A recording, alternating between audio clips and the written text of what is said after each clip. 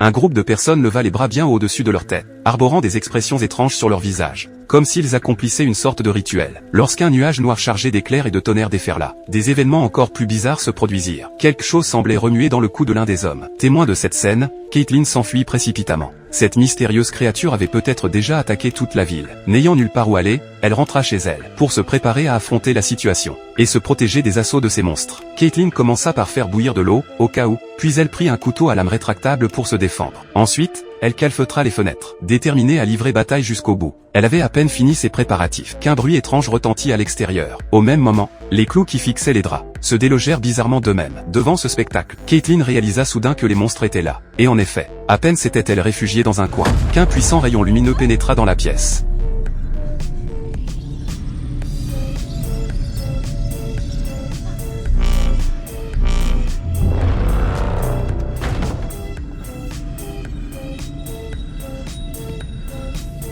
Caitlin vit alors le monstre qu'elle avait tué s'élever dans les airs, et s'envoler lentement par la fenêtre, porté par ce faisceau. Seule une technologie extraterrestre pouvait accomplir de tels prodiges dépassant les capacités humaines.